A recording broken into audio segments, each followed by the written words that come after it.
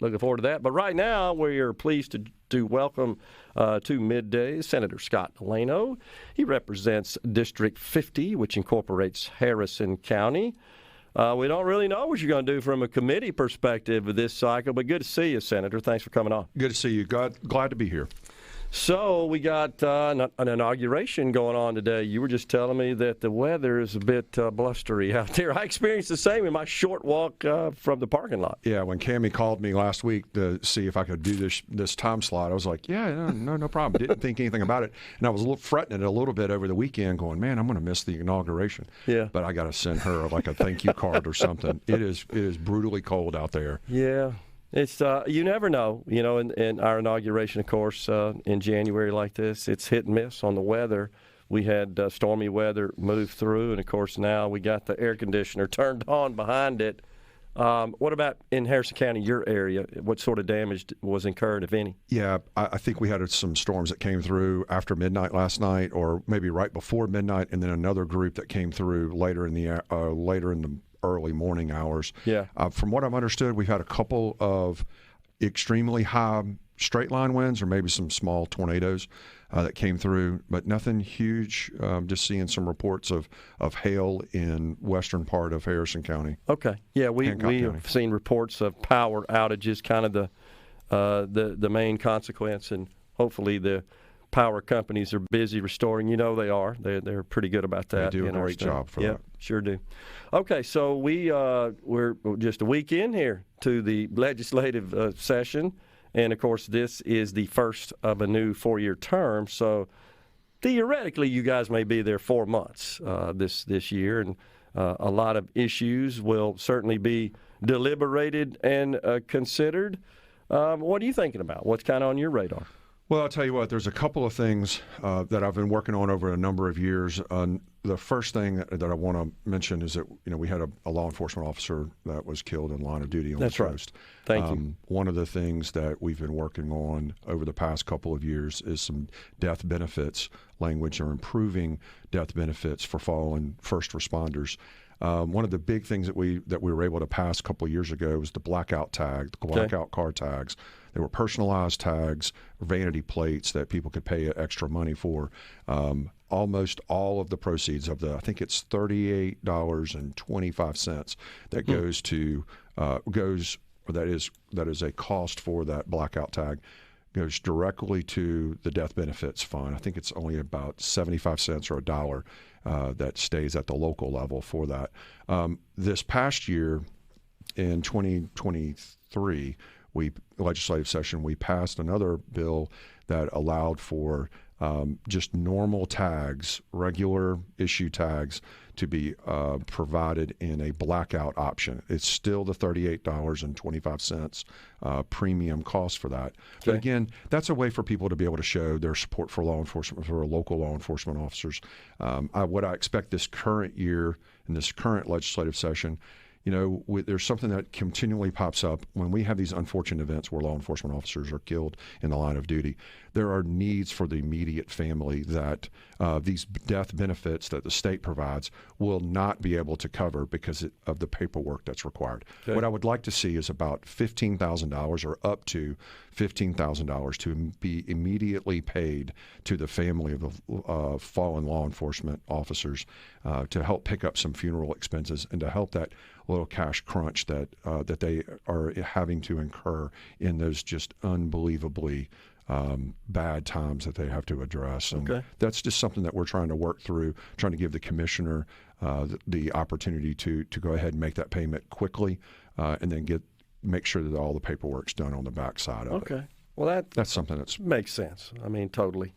Yep. Yeah, we're sorry to see that unfortunate incident, tragic, and shouldn't happen. Yeah, anytime that happens, it's a tragic for our state and for every law enforcement officer and family that in our state. So we're trying to do everything we can to provide additional support for them. Yeah. So tell the audience, Senator, about your committee assignments in the last term and kind of what you think may happen in this one with respect to you. What are you requesting there? Well, so this past term, I was the chairman of the Technology Committee, vice chair of Military Affairs.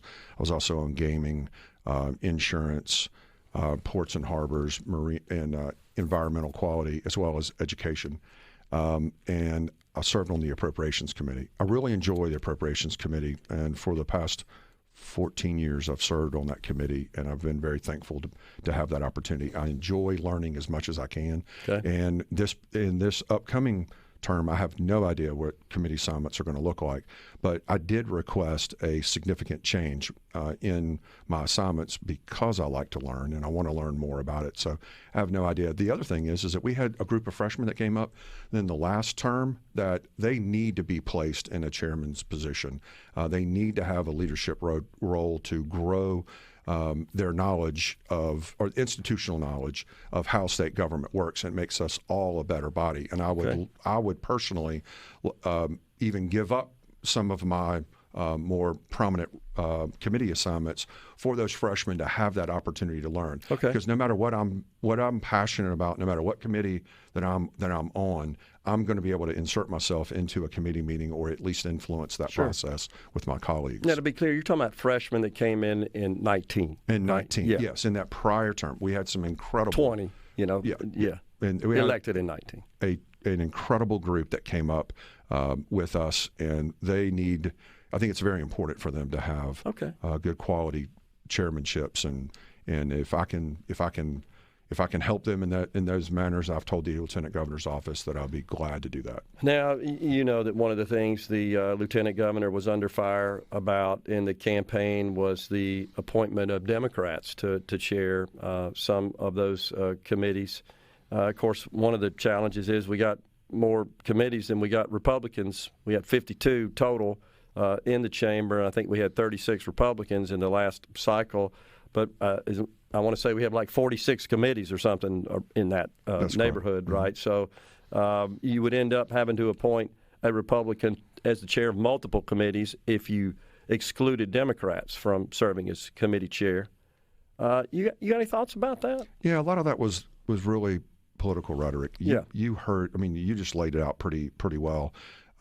We have more committees than Republicans, obviously, and then there's also some very good institutional knowledge that is gained from having certain people, whether they're Democrats or Republicans, in chairmanships for important committees like public health. There's probably nobody better in the state of Mississippi than Chairman Hobb Bryant. Yeah, I would agree. And don't always agree with him. That's exactly right. But the other thing is that a good legislator who is a chairman just manages the committee that they work on, and they do a good job of doing that. We have a lot of respect for even, Chairman David Blunt got a lot of pushback in my district for Chairman Blunt of the Gaming Committee being a Democrat, but David Blunt did a really good job. He does a really good job as a chairman, and I had his back for everything that the committee did.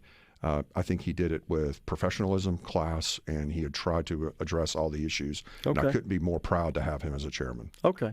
So likely we'll see some Democrats probably, if the prior term was any indication as to the approach of the Lieutenant Governor, may see same thing. We'll have Democrats chairing committees. I think it's inevitable. There may be some shifting around. I would expect there to be some kind of shift around, but like we had in last session, I don't think that there was no committee that had less than a majority of Republicans on the committee. Which is what you would expect, and that's the main thing, to either ensure that good stuff gets through or bad stuff doesn't. That's the bottom line. Right. Okay, so we got, and when are you expecting the announcement on that? Late next week, perhaps? The chatter is that it could be late this week. Okay. And we all would like to see deadlines moved up so that we could get out of session a little bit early. I think that I heard the speaker say something about April the 15th. I know that the Lieutenant Governor has said something around those times. For that to occur, we would have to suspend the rules and move all of the deadlines forward, and we would not be able to do that until the House and the Senate go ahead and make their committee announcements and stuff. Okay. We're up against a break. You can hang around with us, can't you? We got Senator Scott DeLano, and we'll dig into some of the policy issues and get your take on that. We're in the Element Well studio, folks. We're coming released, I would say. We're talking to Senator Scott DeLano from Harrison County. All right, so we went over kind of your expectations with respect to getting the announcement of committee assignments and how that structure may work. And we've got a new committee that's been announced. Don't know a whole lot about it, but apparently its function is to try to streamline government operations and just improve overall efficiencies. Something you and I have talked about in the past. Serving on the technology, as chair of the technology committee, of course, that involves working with Information Technology Services, ITS, which, by the way, I want to say in my 30 years of dealing with them, do a great job. They're phenomenal people, honestly. And the task they have is a difficult one. But in general, they're responsible for, as you well know, but for the benefit of our audience, establishing standards, IT standards for state agencies, the public sector IT framework, as well as procurement, certainly at the agency level. And the entire procurement process, it's separate from the basic state, the standard state procurement process, and it needs to be because of just its nature. But something that, Senator, I've shared with you that I've been crusading on for a while, and I'll bring it up again, is we have these ancient statutes that allow the procurement of certain defined so-called personal services without competitive bid. Mm-hmm. And while I don't think that gets abused a great deal at the state level, it does in certain cases. And all it means for the benefit of the audience is you can hire lawyers, accountants, engineers, insurance, procure insurance, and there's some other services that are incorporated there without competitive bidding. I just want to buy it from them. Yep. Where it gets abused the most is at the county and municipal level. Anybody here that's ever attended a Board of Supervisors meeting, you'll witness it almost on a regular basis. Hey, I recommend a supervisor will say, we hire so-and-so to be our lawyer. All in favor, say aye. And there's no competitive bidding. There's no vetting. There's no competition involved in that. We just don't seem to be able to overturn and repeal those ancient statutes. Yeah, and I'll say this, that, I deal with it from the technology side, or I have over the past 8 years. Dealt with it on the technology side and with ITS and in the appropriations. And I do see some of the things that happen at the local level.